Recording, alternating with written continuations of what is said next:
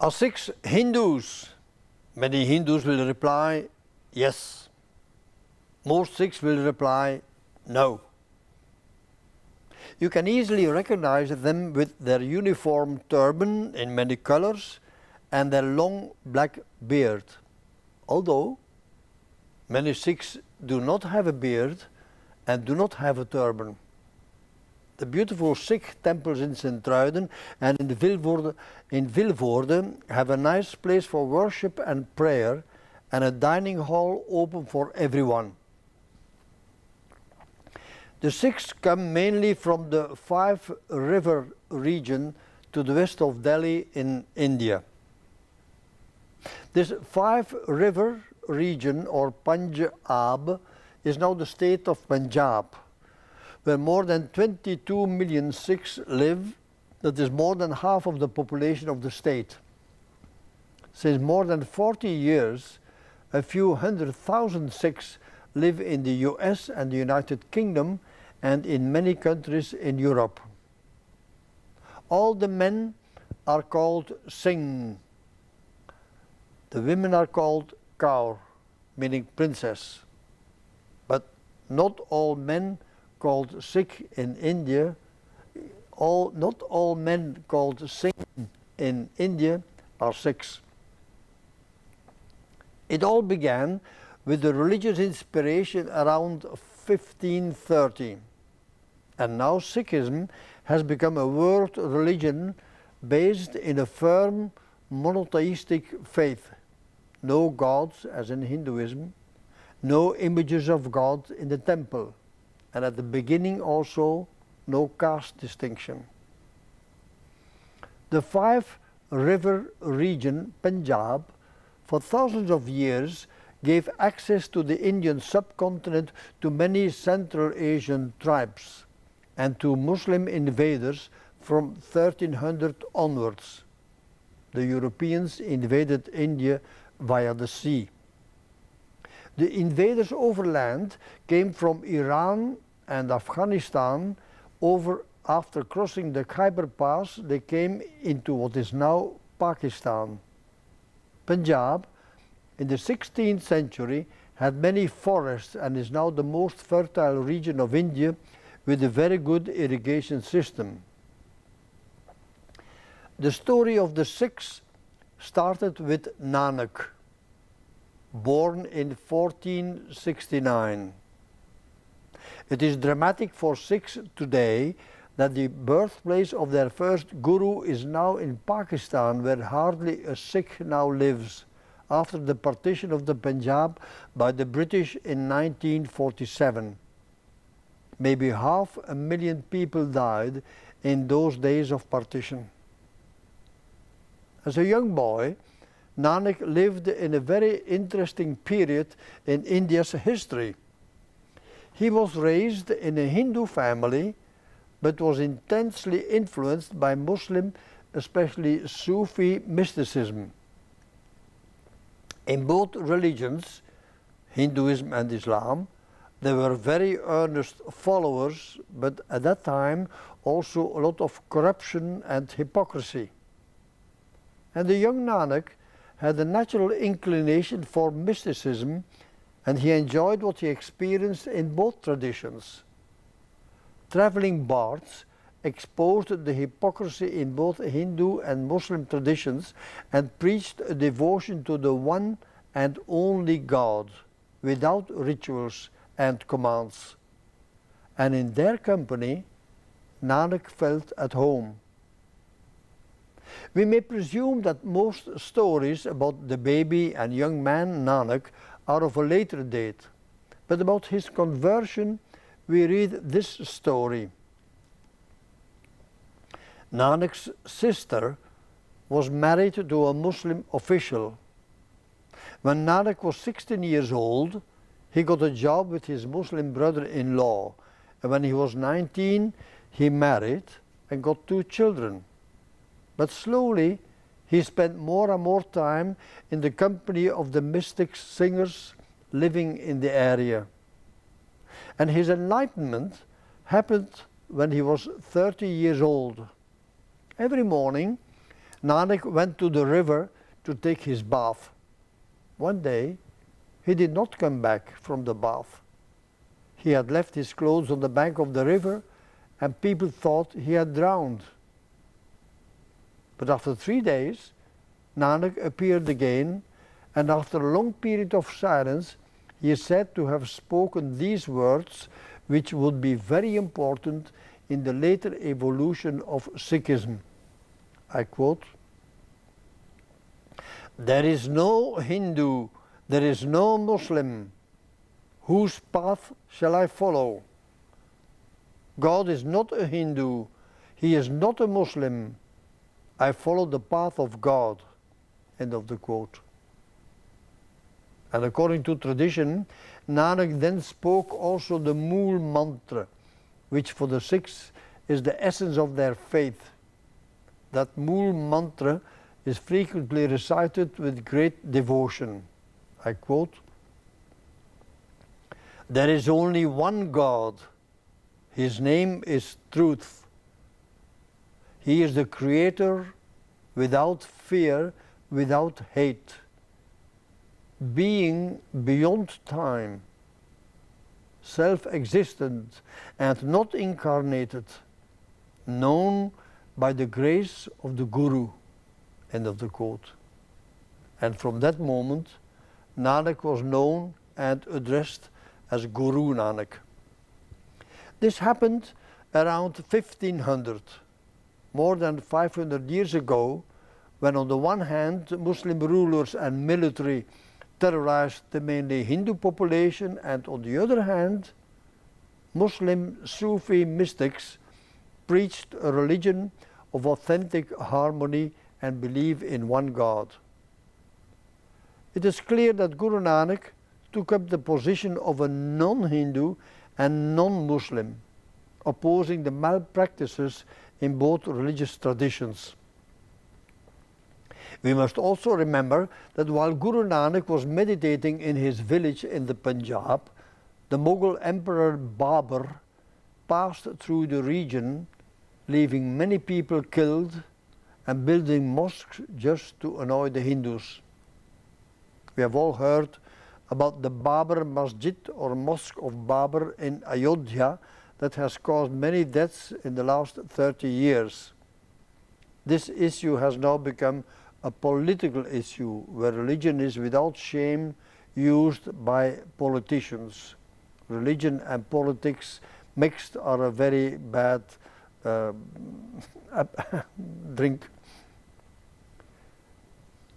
In later biographies of Guru Nanak, we find many revolutionary stories.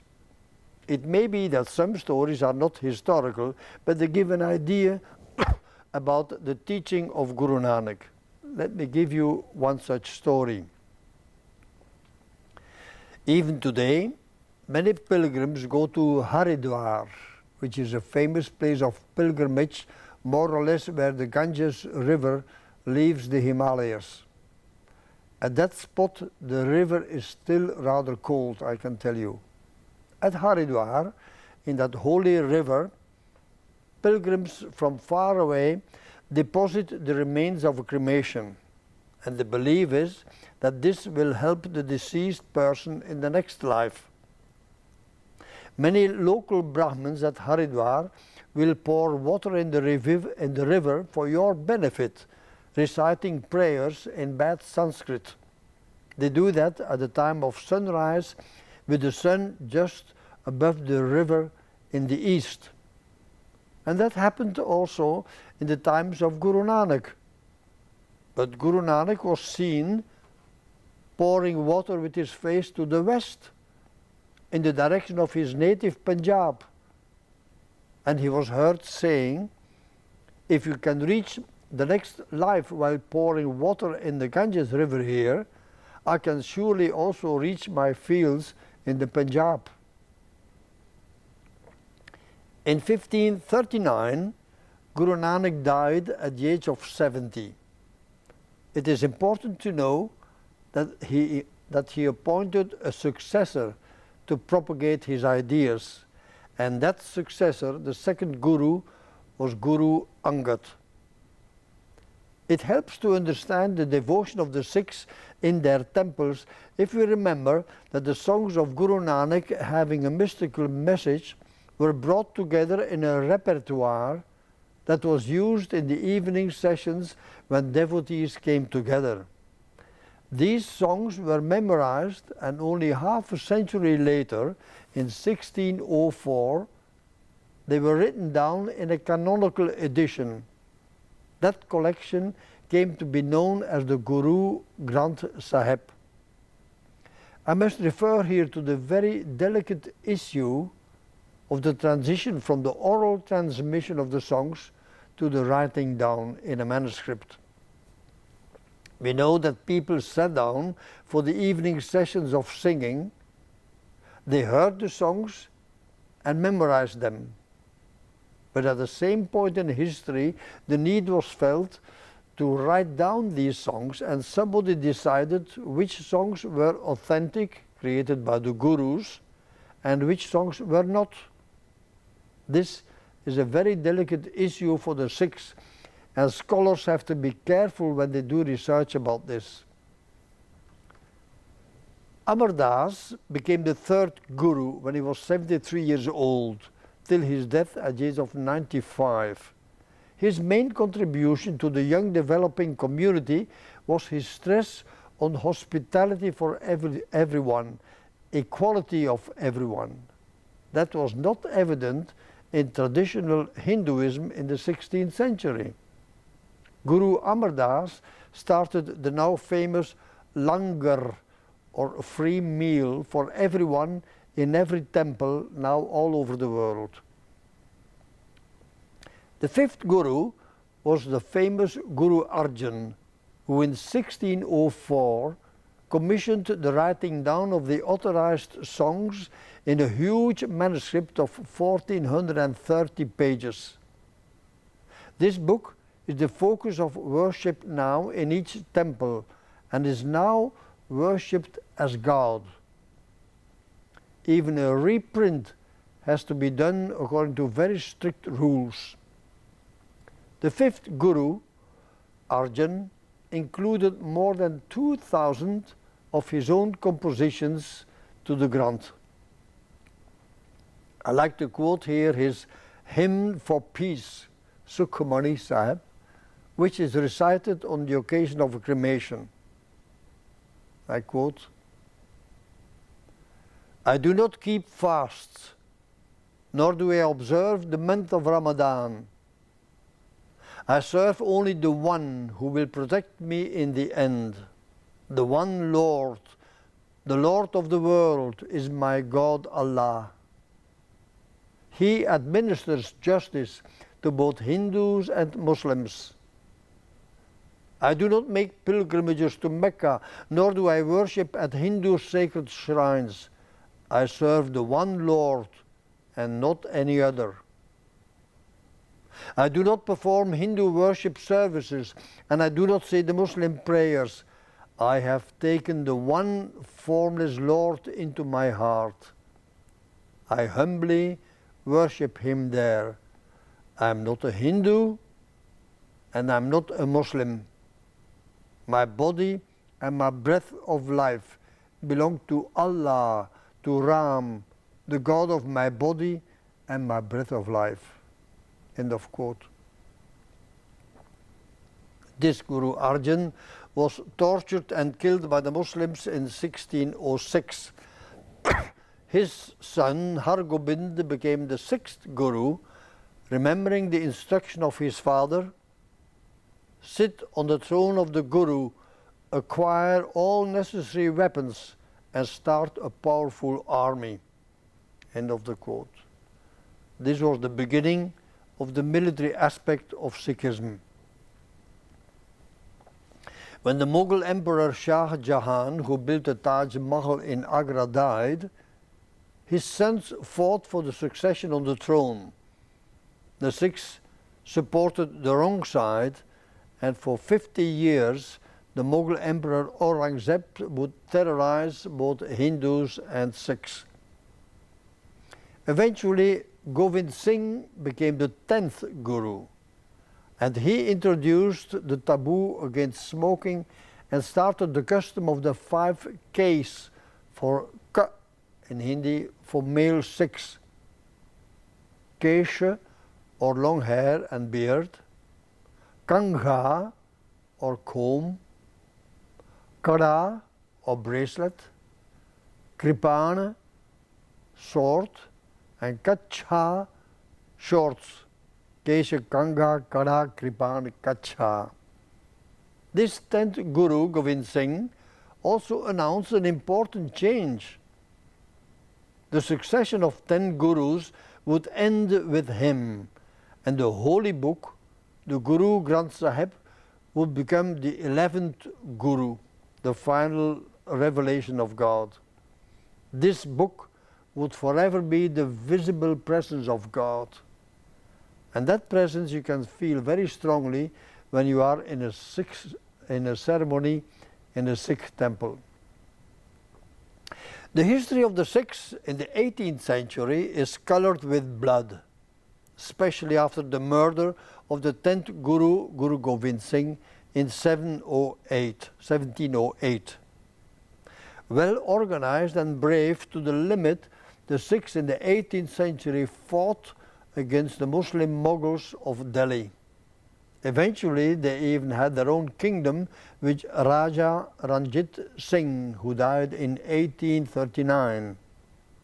And 20 years after the death of King Ranjit Singh in 1858, India would become a part of the British Raj, and many Sikhs joined the British Indian Army.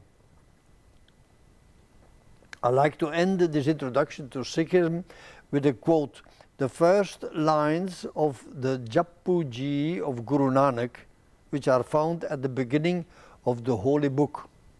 Many Sikhs pray this complete Japuji, a total of 38 stanzas every day.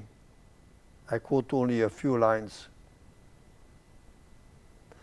By thinking, you cannot know him, even by thinking hundreds of thousands of times. By remaining silent, inner silence is not obtained, even by remaining absorbed deep within. Hunger is not appeased by piling up loads of worldly goods. You may have hundreds of thousands of clever tricks, but not even one of them will go along with you in the end.